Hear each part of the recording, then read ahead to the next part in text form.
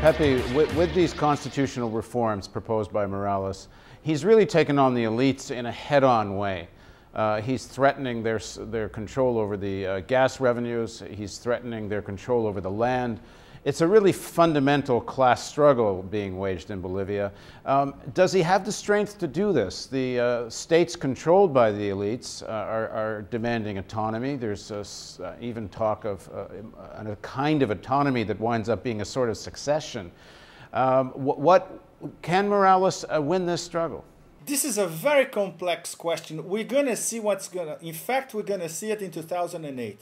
In 2008, there are going to be at least 11 different referendums in Bolivia, including a referendum where Morales himself put his job on the line. People are going to vote if they want him to continue or if they want new presidential elections. Another important referendum is about private property, because once again, all over South America is the same thing.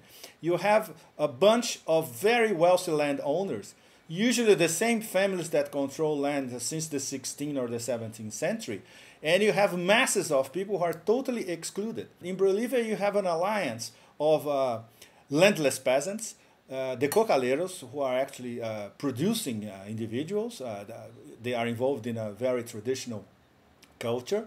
You have the miners, and you have the indigenous populations who survive one way or another, sometimes subsist. So it depends on the results of these referendums in 2008.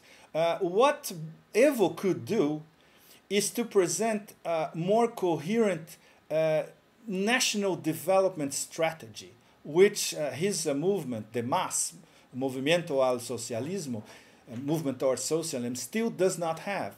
And why they don't have it? Because the MAS is a coalition. It's a sort of coalition of the willing, the South American way. You have extreme leftists, you have communists, you have unrepentant Marxists, you have social democrats, and you have representatives of the indigenous peoples. And some of them have a very, I wouldn't say fundamentalist, but very localized strategy that applies only to their particular indigenous nation. For instance, one group of Aymaras doesn't want exactly the same thing that another group of Aymaras.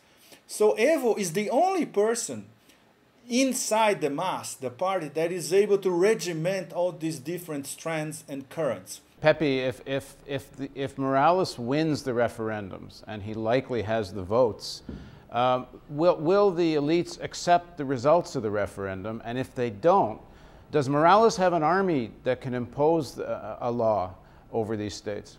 Well, what Evo has been saying lately, and the vice president, Álvaro Linera, which is, in fact, Linera is the brains behind Evo. People never talk about him outside of South America or even in the European press, but the guy who formulates everything behind Evo is Álvaro García Linera, the vice president. He's a former guerrillero. He spent 7 years in jail. He's what's called a blancone, a white man with blue eyes, very well educated. He has a doctorate in math in the United States. He is a Marxist, but he has outlined the whole program. And what Evo has is star power, obviously, even though he speaks in a very low voice, he's very polite, he's almost cozy. It's the complete antithesis of Hugo Chávez's rhetoric and blitzkrieg approach. And Evo is very persuasive. When you talk to him, he's always thinking. He's always elaborating his thoughts. When you see him live, it's quite impressive, because he is so unimpressive that he ends up being extremely impressive. So if he managed to convince some sectors of I would say the extreme right, that this is an egalitarian process, that they are not going to be stripped of at least most of their privileges, I think he has a shot. But it depends on these 11 referendums in 2008. If these states don't want to go along with the results of a referendum, does he have the armed force to impose a national law? What he's been saying this past few, I would say, this past months or so, since some very, very heavy disturbances in Sucre, the former colonial capital, is that the armed forces are with him. And this is true.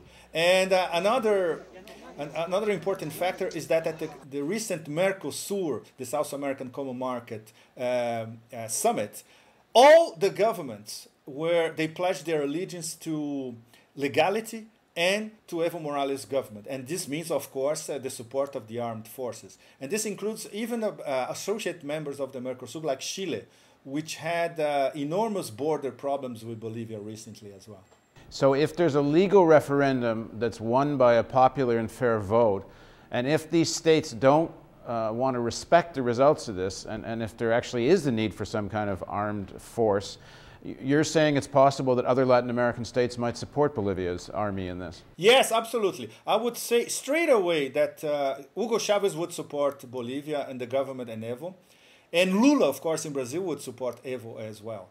And the Argentinian government, Cristina Kirchner, would support Evo as well. This is a common Mercosur position. There was not even any debate to reach this position. Everybody supports legality, and everybody knows that what Evo... These are center or center-left governments I'm talking about. They know that what Evo is doing is absolutely legal, and it's very democratic, because it's not imposing anything. There's a constituent assembly. There referendums will be offered all over the place, so people can really express themselves. Just like what happened in Venezuela with the Venezuelan referendum, was not imposed by anything. Hugo Chavez submitted his 69 proposals to the Venezuelan population as a whole. The problem is that people most of them were absent. In Bolivia, I doubt it, because it's extremely polarized, and probably there will be an abstention rate of no more than 10%. So we really know what the majority of the population wants. And the majority of the population, as I already said, is indigenous peoples and mestizos, 62%. So I would say that most of what Evo and his party is proposing will be approved. So this could pit U.S. policy against most of the Latin American governments. The official U.S. policy, I would say White House, State Department, is that there are good and bad leftists in South America. In the good camp, as we all know, we have Lula, we have Bachelet in Chile, maybe Cristina Kirchner, because she's still under observation because she's new to power. And on the bad camp, we have obviously Chavez, we have Evo Morales, and Rafael Correa in Ecuador. So I'm not sure the official U.S. policy is going to change. They want to drive a wedge between governments in South America. They don't want South American integration.